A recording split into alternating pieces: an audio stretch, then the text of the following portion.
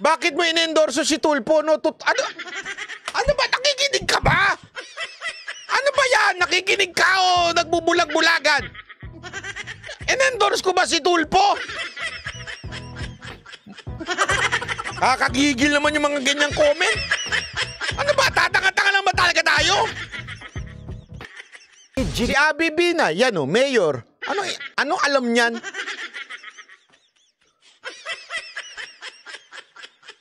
Eto alam niyo kung bakit hindi pwede yan si Abby Binay bilang senator? Anak ng tutsa. Yun ngang, alam niyo ba ibig sabihin ng senator? Nagagawa ng batas. Ibig sabihin, alam ang batas. Yung desisyon ng Supreme Court, ayaw niya ngang galangin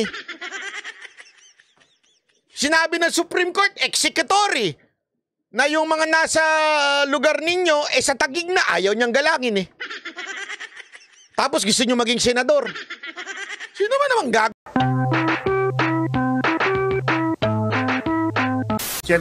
Sabi naman ito, Banat Bay, magkano ang offer ni Tulfo sa'yo? Yung totoo.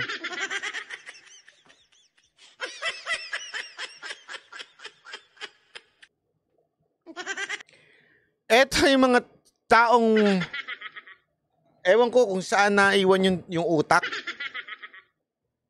Kanina ko pa sinasabing Duterte nga ang gusto ko. Magkano offer sa'yo ni Tulfo? Anak ng weteng. Ano? Saan mo naiwan yung utak mo? Pwede bang pwedeng bumili ka ng Banat by perfume? Sige na, bili ka ng Banat by perfume. Sige na. Wala Sumagad yung utak mo sa parang naiwan. Ewan ko kung anong nangyari. Walang gentleman's agreement. Ayon kay Panelo, hindi sila nag-uusap ni Atty. Roque tungkol sa issue. Maging ang pahayag ng China na pangako umano ng Pilipinas na hindi magdadala ng construction materials sa BRP Sierra Madre ay hindi rin umano kumpirmado. I said, that has never been validated. Wala naman sila. Kandun lang sila. Hindi na nila sinabi na, nangyari ito ng ganitong araw, ng ganitong oras, at ang kausap namin ganito.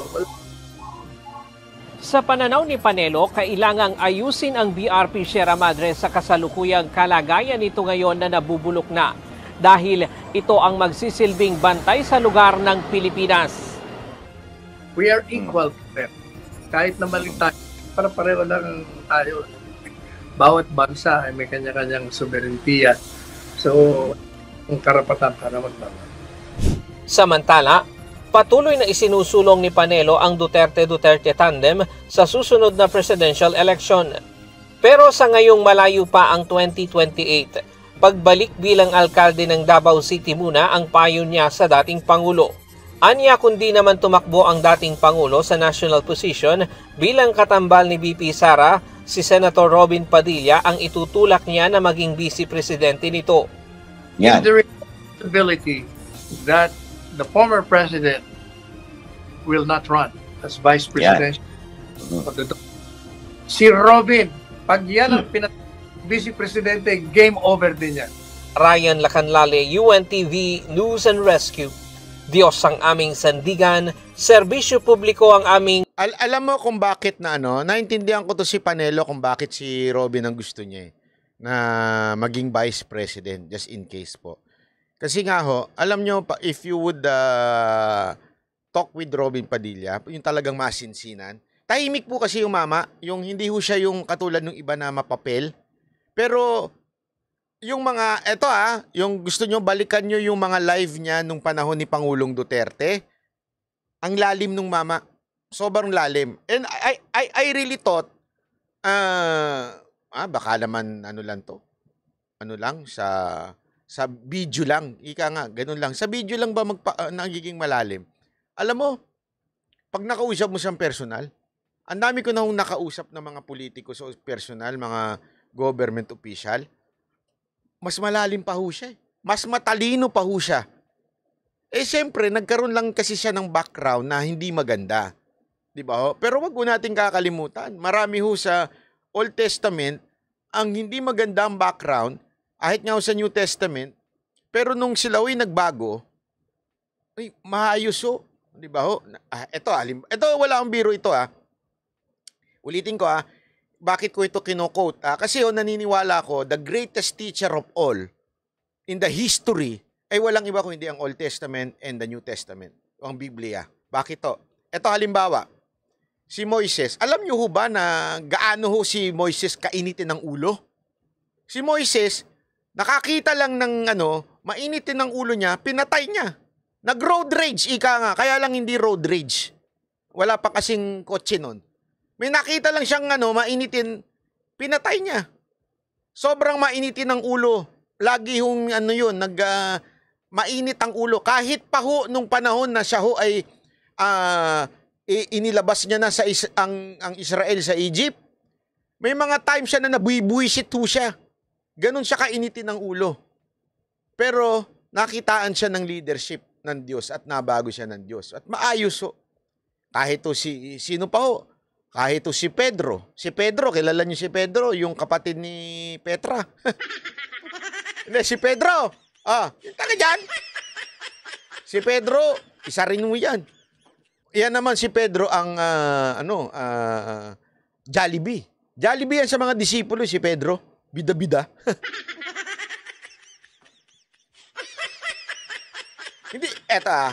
Hindi nyo ba mapansin? Bakit ganoon ang ginagawa ng Diyos?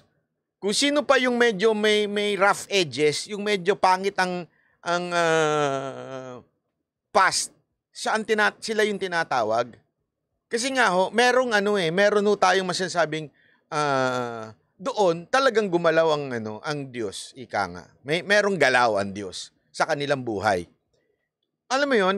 Eto si Robin, hindi naman siya nasubaybayan ko rin pa kahit papaano ang buhay nito mula nung siya nakipagsuntukan siya kay Richard Gomez sa basketball, naalala yun? Hindi niya na alam. Nung nagkaroon siya ng iba't ibang babae, lahat ng kanyang leading lady, pinatos niya. Yeah. Yung pagiging niya,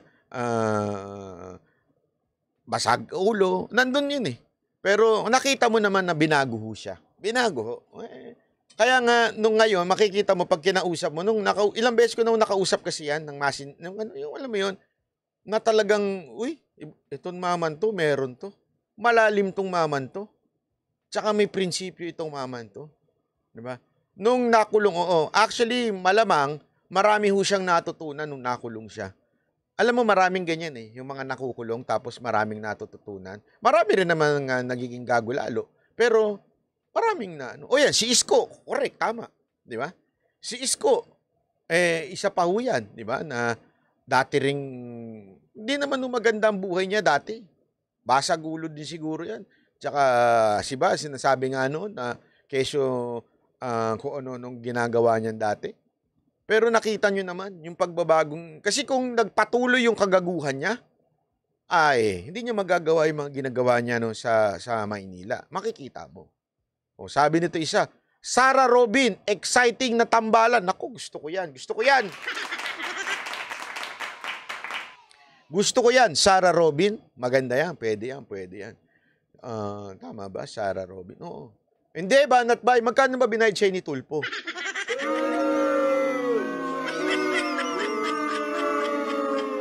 Sasabi mo lang na, Sarah Robin ang gusto ko. Magkano binayad siya ni Tulpo?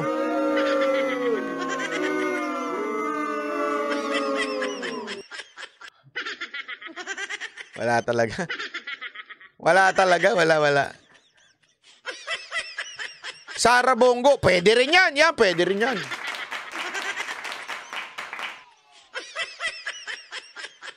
Hindi, totoo naman eh. Yan, si Senator Bongo, yan ang masasabi kong lahat. Kasi tandaan nyo, kanang kamayan ni Pangulong Duterte bilang mayor. Eto nga sinasabi ko sa inyo eh. Kahit itanong nyo sa kahit sino mang opisyal ng gobyernong to, kahit sino mga mayor, congressman, gobernador, itanong ninyo, sino ang gumagalaw nung panahon ni Pangulong Duterte bilang mayor at bilang presidente. Hindi magiging successful si Pangulong. Eto, convince ako dito. With all of my heart, my palm, and my mind. Okay? Eto sigurado ako. Without Senator Bongo, hindi magiging successful si Pangulong Duterte.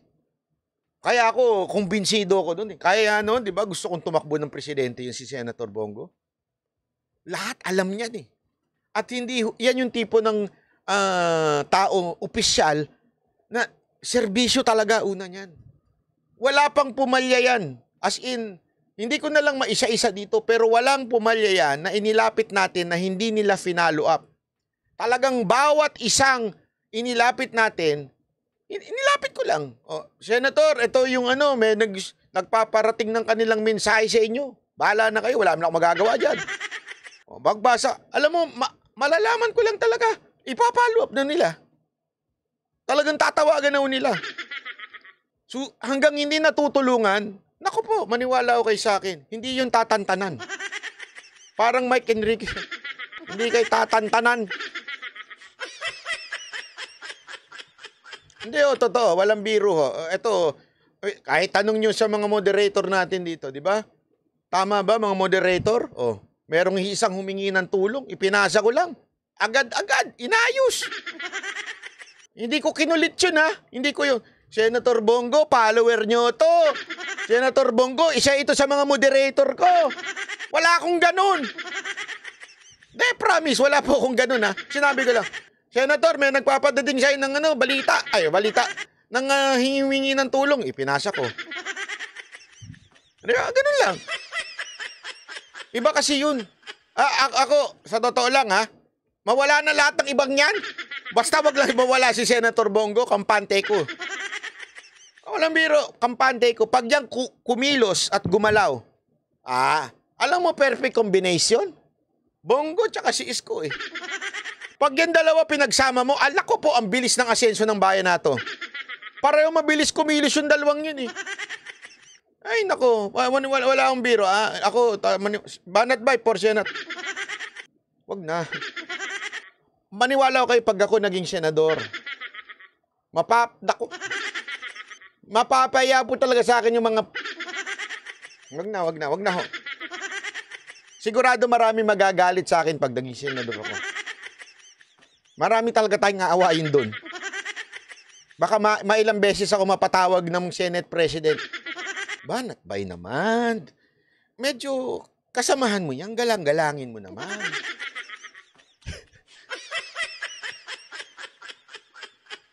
Diba? Anyway, ito. Pakinggan natin. Pakinggan natin itong, since nandito na tayo, pakinggan natin itong Senado. Sinimula nang imbestigahan ng Senado ang pagtatayo ng resort sa mga protected area katulad ng Chocolate Hill sa Bohol. Pero git ng DNR, ina-action na nila ang issue. Nasa frontline ng balitang yan si Camille Samonte. Matagal na pong naging pabaya kayo dyan sa DNR. Yan ang giit ni Senator Raffy Tulfo sa pagdinig ng Senate. Magagalit na naman yung mga kabutas dito. Banat bay, bakit mo naman piniplaya si Tulfo? Hindi, kasi dalawa lang naman yan eh. Totoo lang, dalawa lang naman ang It's either allergic ka kay Tulfo o isa kang pro Tulfo. Yung talagang die-hard panatiko ni Tulfo o di kaya ikaw ay allergic kay Tulfo. Okay? Ganyan lang naman yan eh. Dalawang klase lang ng tao. Allergic o di kaya panatiko. Ako ho, hindi ko tulad ng sinasabi ko, basahin ang nasa baba. May iba pala yung nasa baba. May tuta. Basahin yung nasa baba. Pag tama, palakpakan. Pag mali, banatan. Ibig sabihin, hindi ho tayo nakatingin sa tao, nakatingin tayo sa issue. Issue ang pag-usapan natin dito. Issue. Ika nga. Committee on Environment, Natural Resources, and Climate Change. Kaugnay ng mga kontrobersyal na pagtatayo ng resort sa ilang protected areas. Ayon sa mga senador, hindi nagagampanan ng Environment Department ang tungkulin nitong protektahan ang kalikasan. Mismong DNR daw kasi ang nagbibigay ng Environmental Compliance Certificate o Pero alam mo, gusto kong pumunta dyan. Kunwari pa kayo eh. Ayaw namin yan. It destroys the environment. Pero pag binigyan kayo ng free one night dito. Ay, ang ganda dyan. Ang ganda ng kalikasan. ICC sa itinatayong resort sa Chocolate Hills sa Bohol. patuloy pa rin sa pagiging pabaya. Lumilitaw tuloy na kayo po yung mga protektor ng mga nagsisirang kalikasan. At the moment, ang dating sa aming lahat, on paper lang tong konsepto ng protection. Walang actual implementation. It's just parang on paper na declared siyang protected pero hindi talaga siya protect. May ilan ding resort sa Mount Apo Natural Park sa Davao City na walang clearance o ECC pero pinagmumulta lang daw ng DNR ng 50,000 pesos ang may-ari ng resort. Hindi rin nga sila natatakot kasi alam nila magbabayad lang naman kami ng 50,000 pesos eh. Kasi you've never used that option na i-demolish yung property kasi nga clearly they're already in violation of the law. Ayon sa DNR, ang Protected Area Management Board na binubuo ng mga barangay officials ang nagbibigay ng building permit kaya na itatayo ang mga resort. Pero hindi kumbinsido si Senator Cynthia Villar. ECC, completely DNR yan, ha? So, wag nyo ipalusot yan. Pati kayo kasali. Pag nag-issue ng ECC, Alam mo, tuwan-tuwa ako kay Senator Cynthia Villar pagka gigil na gigil eh. Hindi, walang biro. Para naalala ko nanay ko eh. Pagka, huwag ko kasunod. Akala mo, tumatay tayo ng pera. Hindi, naalala ko yung nanay kong ganun eh. Pagka nasosobra ng lunch ko, kasi yung lunch ko noon sa high school, pinipirmahan lang, tapos babayaran ng magulang sa ending. Eh para makakuha ako ng mga maraming barkada, kasi may gang ako doon, lahat ng barkada ko, tara kain tayo, bahala kung pipirma dyan. Tapos pag katapusan na, kinakabahan na ako. Sasabihin ng nanay ko, bakit ang mahal nito? Magkano itong kinain mo? Kaso, 5-star ka ba? Nanggigigil na yan. Kala mo kasi tumatay tayo ng pera. Alam mo, Boss Randel, noon pa lang, mahilig na ako manlibre. Kahit hindi ko pera, pinanlilibre ko eh. kasali ang DNR. Ulitin natin, yung gigil ni DNR yan, ha? Mm. So, wag nyo ipalusot yan. Pati kayo kasali. Pag nag-issue ng ECC, kasali ang DNR. Tingnan mo? Pwede nyo pa Sa sobrang gigil ni Senator Cynthia, tuwan-tuwa si Rapi Tulfo eh. Sabi niya, ako yan eh. Bakit ikaw ang gumagawa niyan? Ako yan.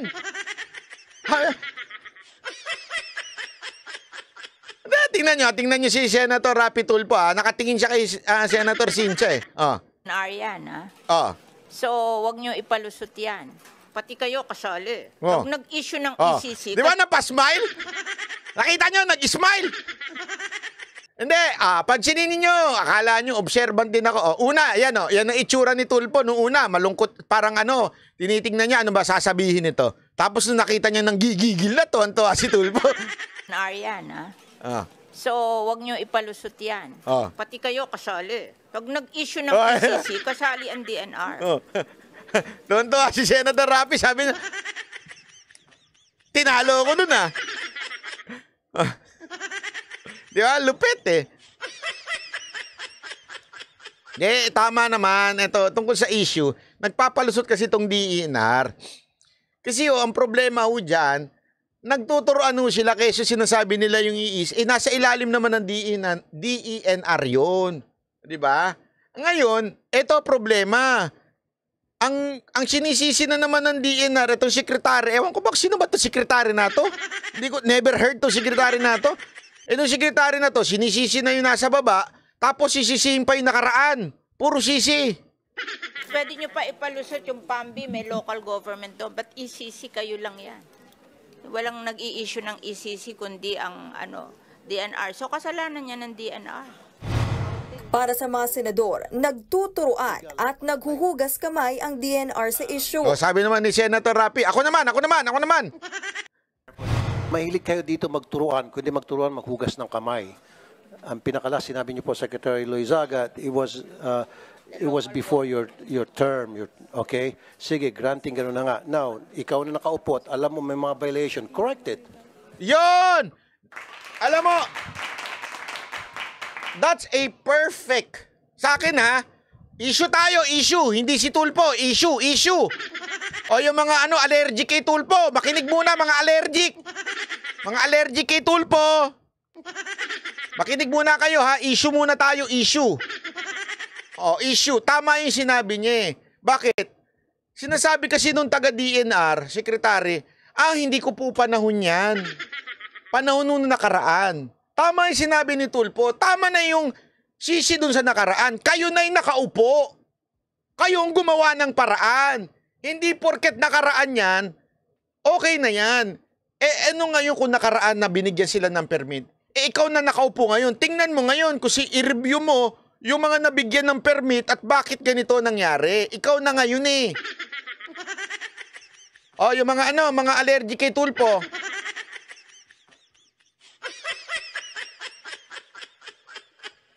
Alam mo kung bakit? Yan lagi kasi ang palusot ng mga ensimada vlogger. Yan ang mga palusot ng mga tangang pulpul na vlogger ng sumusuporta dito sa administrasyon na to. Laging sinasabi niya, nakaraan yan. Mga tarantado pala kayo.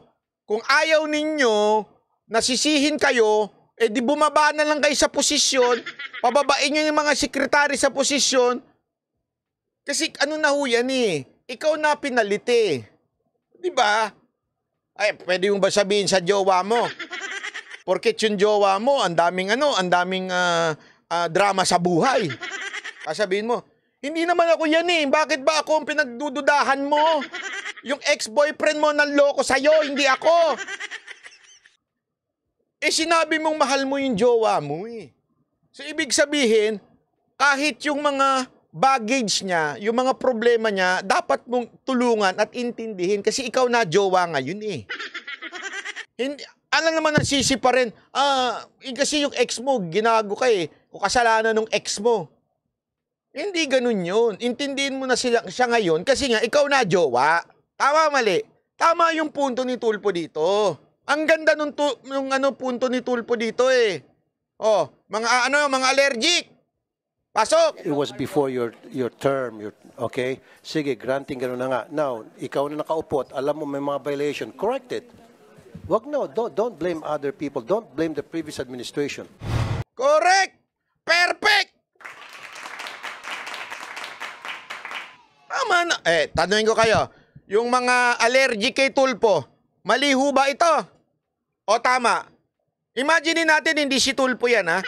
Kung wari si Banat Bayan.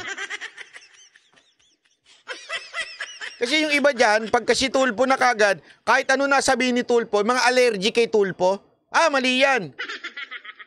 Di ba si Libayan, allergic kay Tulfo yan eh. Porke talunan kay Tulfo. Di ba? Itinanggi naman ito ni DNR Secretary Maria Antonia Yulo Loizaga. Anya, pinaiimbestigahan na nila ang mga illegal na resort at pinasuspindi na niya ang lahat ng ECC application sa mga protected area. We are not pointing fingers here. We are acknowledging the facts on the ground. We are acknowledging the gaps in the law. And we are acknowledging also the possible gaps in our implementation, having seen that in fact these structures were erected, even if this... Alam mo, napakasimple lang naman yan. Do not give permit. Tapos ang usapan. The local government now has the right to cease, to stop that operation or that resort or whatsoever kung ano man yung ginagawa doon. Kasi hindi nyo nabigyan ng permit. Simple lang naman eh. Lahat, alam nyo ba lahat yan dumadaan sa national? Kaya nga ho tayo may, pakahirap po, di ba? Meron pa nga yan yung health permit, may mga ganun pa. Since yan environment, dumadaan yan sa DENR. Tapos ang palusot mo lang, there's a gap on the law. Nakita mo ng mali, wag mo nang bigyan ng permit, tapos ang usapan. Di ba? Ang dami pa nating palusot. Are in protected areas. Gusto rin daw baguhin ni Loizaga ang mga miyembro ng Protected Area Management Board. Hindi raw kasi lubos na naiintindihan ng barangay officials ang implikasyon ng pagbibigay ng ECC sa mga protected area. Bibigyan naman ng pagkakataon ng mga resort owner na magpaliwanag sa susunod na pagdinig ng Senate Committee. Nagbabalita mula sa Frontline, Camille Samonte, News 5. Papuntahin nyo ako dyan. Magbablog ako. Oh. Sabi nitong isa, BP Lenny kami, ba't nanonood ka dito? Alam mo naman, allergic ako dyan. Allergic ako sa epal. Allergic ako sa walang alam. Allergic ako sa bobo. Si Abby Bina, yan o, mayor. Ano alam niyan?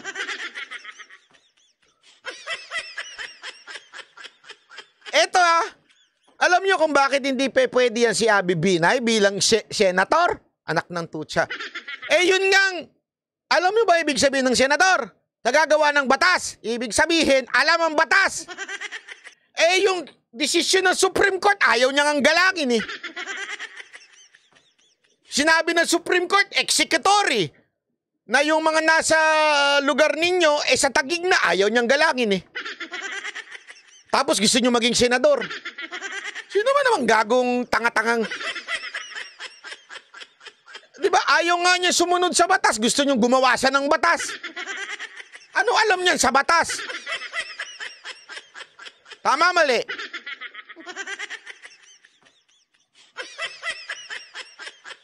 Pag nanalo yung si Abby Binay, rambulan daw sila hindi, baka pag nanalo yan si Abby Binay, gumawa siya ng sarili niyang batas.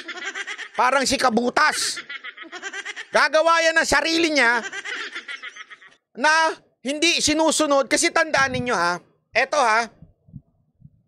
para sa kaalaman ninyo, ang batas natin merong skeleton. Alam nyo kung ano yung skeleton ng batas natin? Ang konstitusyon. Ang konstitusyon, hindi mo pwedeng baguhin. Pwede kang gumawa ng batas, mag-amend ng batas that would follow the Constitution. Yun ang yan ang sabi nga, yan ang pinakasandalan ng ating bansa, ang konstitusyon. Nandyan nakalagay yung, sandali, asan na yung kodigo ko? Ito. Nandyan yung nakalagay yung, ito yung kodigo ko. Ayan. No law shall be passed abridging the freedom of speech, of expression, or the press of the right of the people peaceably to assemble and petition the government for redress of grievance. Yan. Article 3, Section 4, Bill of Rights. So, ibig sabihin, wala daw batas na pwedeng i-amend o di kaya gawin ng senador that would abridging the freedom of speech. Ibig sabihin po, importante yun malaman ng isang senador. Hindi porket trip mo lang, magpapasa ka ng batas. Dahil lang gusto mo lang. Kailangan yung batas na ipapasa mo, naaayon yan sa konstitusyon. Naintindihan natin? Ang problema ko kay Abby Binay, kasi tandaan ninyo, every Supreme Court decision, any court decision, particular Supreme Court, kasi yung nasa baba, ina-appeal pa yun eh. Any Supreme Court decision is a law. Tandaan nyo yun. Kahit itanong sa mga abogado, batas ho yan. So, ibig sabihin po, kung batas yan, dapat sundin. Anong ginagawa ni Abby Binay? Ipinaglalaban niya yung gusto niya.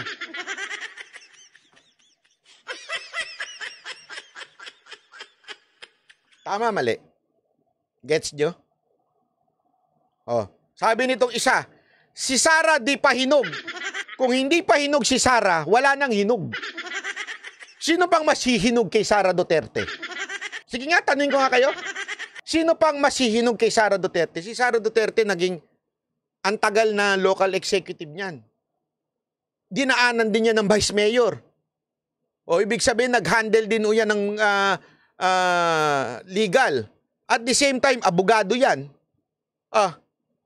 At the same time, she handles every accusation and bashing well. Very, very well. Kung hindi sinog si Sara Duterte, sino hinog?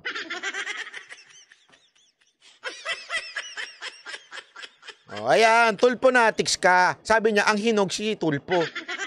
Ay, patay tayo dyan.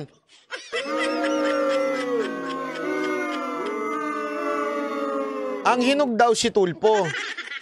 Hindi naman sa sinasabi kong hilaw si Tulpo, ha?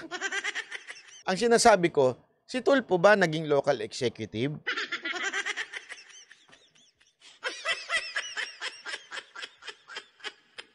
Si Tulfo ba naging congressman?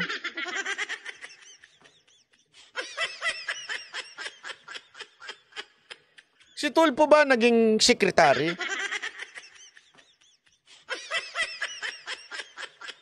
Tapos si Tulfo pa ang nahinog?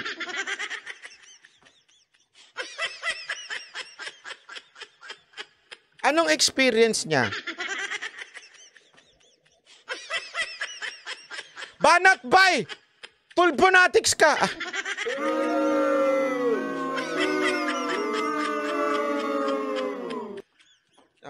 Pero eto walang biro ho Magaling ho si Senator Rapi Tulfo bilang senador.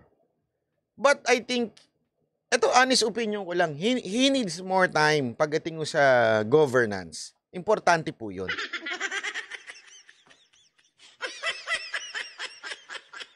Hinog sa YouTube. Tama naman. Actually, wala akong problema. Ako, honestly, wala akong problema. Ang daming natulungan yan. Huwag yun din naman tanggalin kasi marami naman dyan nagagalit. Ito kasi minsan ng ugali ng Pilipino Ang ugali ng Pilipino, magkamali lang ng isang beses, lahat na ng ginawa niyang kabutihan, kinalimutan na. Wag ganun. Minsan nagkakamali lang ang tao. Pero wag mo naman tanggalin yung lahat ng nagawa niyang kabutihan. Ang dami naman pong nagawang kabutihan ni Tulfo. Walang biro Ako, taga-subaybay ako ni Tulfo mula noon. Sa radyo pa lang po, araw-araw. Actually, mula noon nagsimula na ako, nakikinig na ako sa kanila, mga Tulfo. Marami naman po talaga silang natulungan. No question about it. Diba? Walang question dun. Wag naman natin tanggalin yun. Pero it doesn't mean, pwede ka na kaagad maging presidente. Hindi naman ganun ang usapan. Yun lang sa akin It's not a question, masamang tao ba siya? Bad ba siyang politiko? Hindi. It's a question of experience. Yun lang sa akin. And right for the job. Yun lang naman.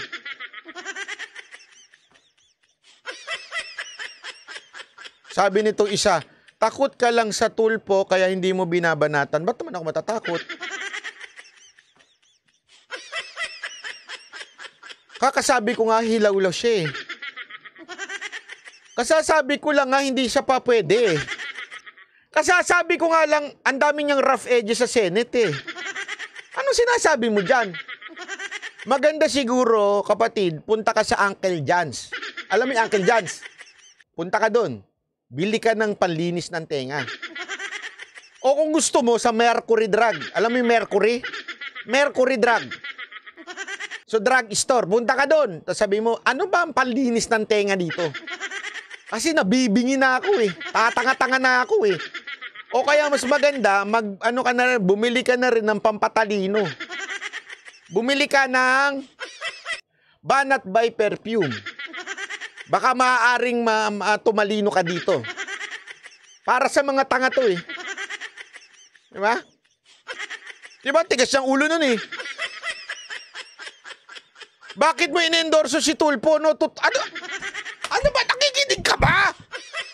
Ano ba yan? Nakikinig ka o nagbubulag-bulagan? In-endorse ko ba si Tulfo?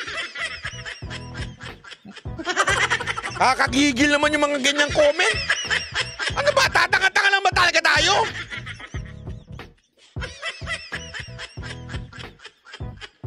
Sang parte dito na in-endorse ko si Tulfo?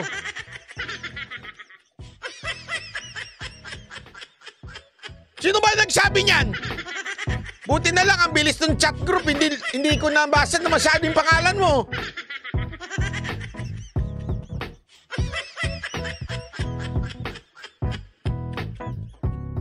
Tutok-tokan kita dyan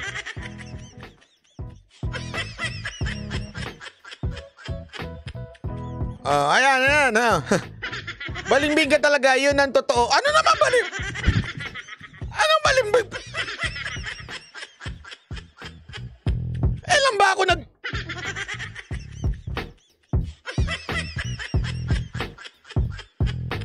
Hindi ko talaga... Alam mo, yung mga katulad nyo, ang dahilan kung bakit ang Pilipinas bumabagsak. Sabihin mo sa anak mo, anak, Ako daw ang dahilan kung bakit bumabagsak ang Pilipinas dahil ang tanga-tanga ko. Sabihin mo yan, ha? Pambira. Kalma, kalma. Hindi. Kalma po ako. Sa mga nakakakilala po sa akin, kalma ho talaga ako. Bingi lang. Higa nga. Bias ka talaga, Banat Bay! Pinaliwanag ko na nga bakit bias. Ulitin ko. O rewind nyo na lang. Anti-tulpo ka, Banat Bay! Sarap tuktukan ng mga tanga talaga eh. Tulpo natics ka, Banat Bay! Ano ba talaga?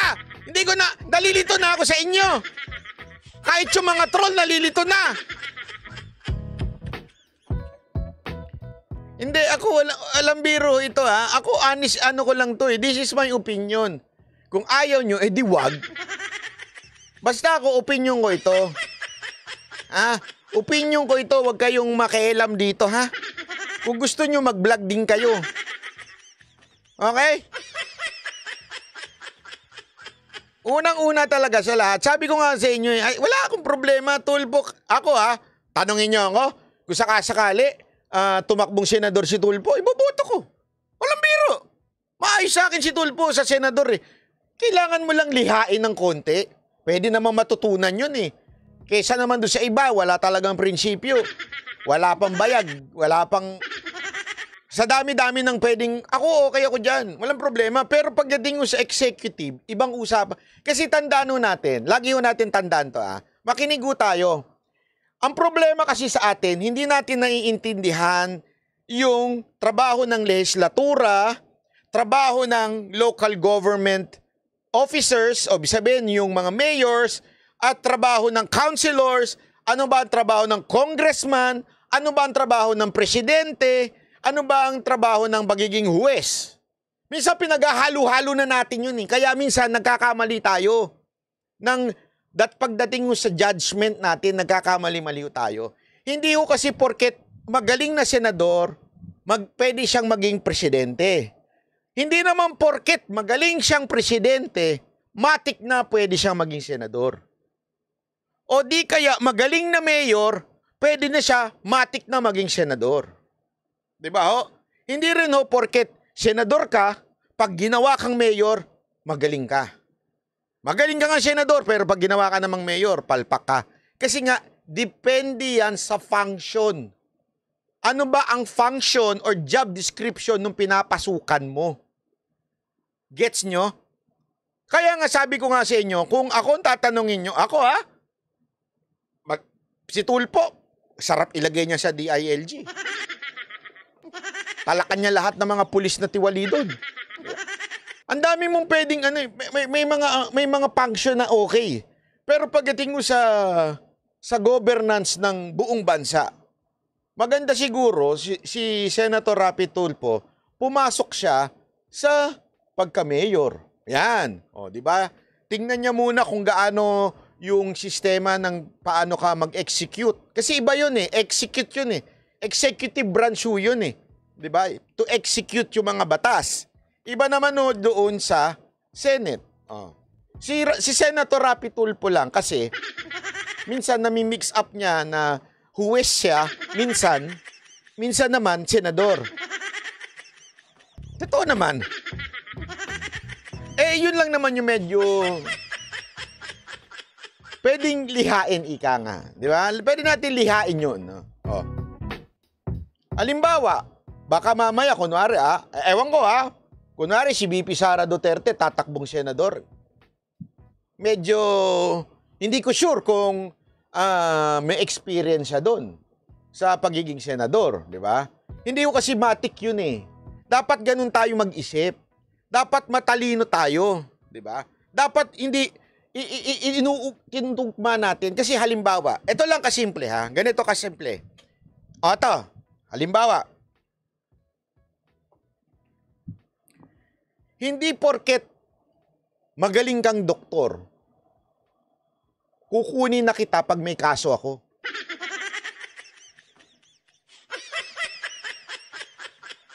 Sino sa atin dito pag may kaso kayo, wari dinimanda kayo, nang momolestya kayo ng ano,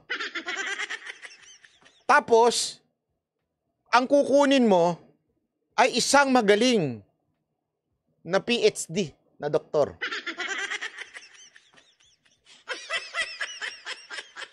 Hindi, tanongin ko kayo. At the same time, kunwari, ikaw si Topacio, magaling na abogado. Oh, maraming magaling. Ikaw si Attorney Trixie. E bigla kang nagkasakit. Nagkatulo ka. Attorney Topacio, ano bang gamot ko sa tulo? Tulo talaga? Oh, naintindihan nyo na. O kailangan pa ng mas malalim na eksplanasyon.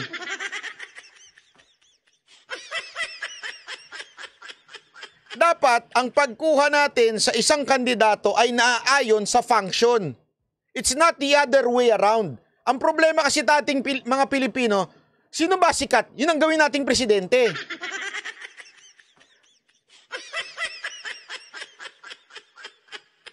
Naintindihan nyo natin. Kasi ganun tayo mga Pilipino. Bahala, sikat. Uy, banat bay. Gusto kitang vlogger. Tumakbo ka ng senador.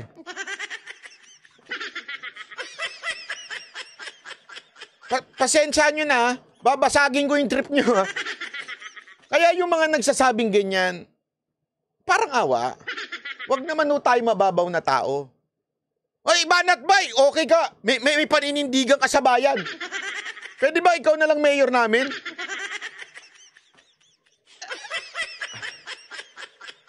Eto ha, even if sabihin na natin, halimbawa lang, nagkakaroon tayo ng konting success sa pagbablog. Halimbawa lang naman.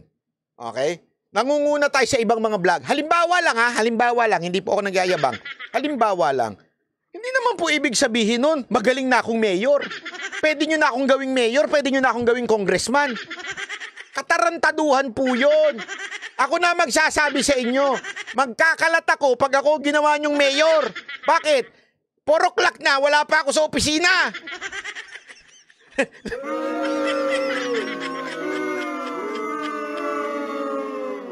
Mag-isip tayo ng mabuti. Yan ang problema kasi sa atin eh. Porket, ay magaling magsalita yan. Gawin nating senador.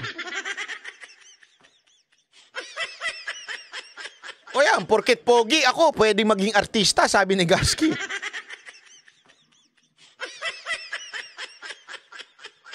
Di ba? Hindi naman porket magaling, halimbawa, magaling ako magpaliwanag. Halimbawa lang ha, kasi yun ang sinasabi ng iba, magaling daw magpaliwanag. Ibig sabihin, pwede na akong tumakbo senador. Gago ba kayo? Kasi yan ang problema ko naman sa bayan natin. Maraming mga oportunistang sikat. Porket alam nilang popular sila, papasukin nila yung bagay na hindi naman nila alam kung ano yung pinapasok nila. Di ba? Porket sikat lang sila. Sikat kami. Sige na, takbo na ako senador. Takbo na ako ganito.